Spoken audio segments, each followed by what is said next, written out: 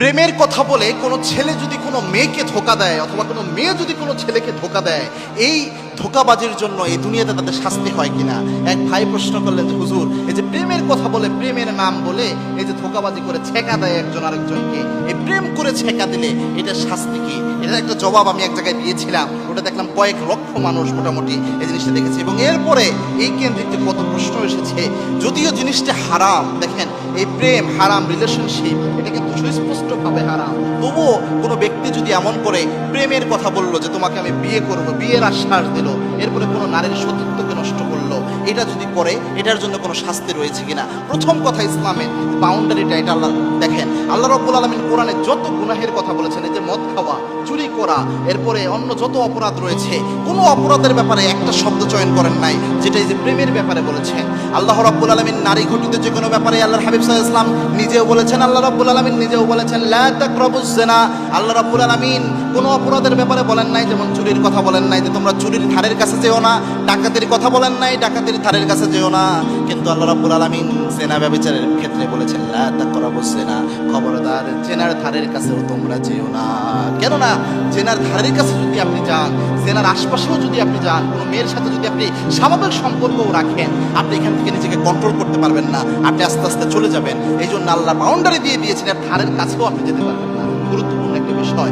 এখন এই বাউন্ডারি ভঙ্গ করে কোনো ব্যক্তি যদি বিয়ের মিথ্যা আশ্বাস দিয়ে কোনো ব্যক্তির সতীত্ব নিয়ে নেয়, কোনো ব্যক্তি যে হকটা ছিল ওই মেয়ের স্বামীর, এই হকটা কোনো ছেলে নিয়ে নিল মিথ্যা আশ্বাস দিয়ে, তাহলে কি হবে? মনে রাখবেন, স্বাভাবিক জেনা করা, অর্থাৎ একটা মেয়ের সাথে আপনি স্বাভাবিকভাবে জেনা করে ফেললেন, নিজেকে কন্ট্রোল করতে না পারে, এটাও মারাত্মক গুনাহ, কবিরা গুনাহ। তবে এই গুনার সাথে কিন্তু ধোঁকাবাজি নাই।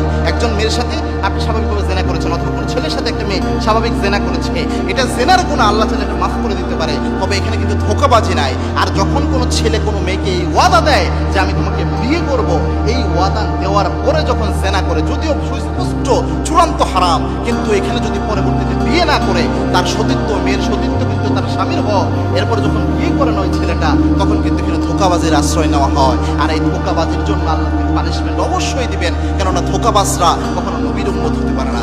এবং কি আল্লাহর হাবিব সাল্লাল্লাহু আলাইহি ওয়াসাল্লাম জানিয়েছেন যে মান গাশানা ফালাইসা মিন্না, যে ব্যক্তি ধোঁকাবাজি করে, প্রতারণা করে, আর যাই হোক ওই ব্যক্তি কখনো আমি নবী মুহাম্মদের উম্মত হতে পারে না। এই জন্য আর যাই করেন কখনো ধোঁকাবাজি করবেন না, ধোঁকাবাজি করবেন না। মনে রাখবেন, যদিও জিনিসটা হারাম, সুস্পষ্ট গুনাহের কাজ, যখন এটার সাথে আপনি আরো ধোঁকাবাজি অ্যাড করেন, এটা মারাত্মক। তখন ব্যক্তির হক আপনি নষ্ট করলেন। আরেকটা বিষয় রয়েছে যে ওই ব্যক্তি, এখন মনে করেন ওই ব্যক্তিকে, ওই ব্যক্তির বিয়ে করা কেন জরুরি? একটা জিনিস রয়েছে যে পবিত্র নারী পবিত্র পুরুষের জন্য, আত-তাইয়িবিন লিত-তাইয়্যিবা। আর যে ব্যক্তি খবিস, যে ব্যক্তি অপবিত্র, সে ব্যক্তি জেনা করে ফেলেছে, ওই ব্যক্তির জন্য, যার সাথে জেনা করেছে তার বিয়ে হবে, এটাই একটা স্বাভাবিক নিয়ম। তার সাথে তার বিয়ে করিয়ে দেওয়া, এটাই সুন্দর সিস্টেম। কেননা একজন পবিত্র নারী ছিল কেউ, তাকে ধোঁকাবাজি করে অন্য কোনো ছেলে যদি তার সতীত্ব নষ্ট করে তাকে তার সতীত্ব নিয়ে নেয়, ওই মেয়ে তো তখন স্বাভাবিকভাবে কুমারী থাকে না। সে যদি একটা ভালো ছেলের পাল্লায় পড়ে, একটা ছেলের হককে সে নষ্ট করলো।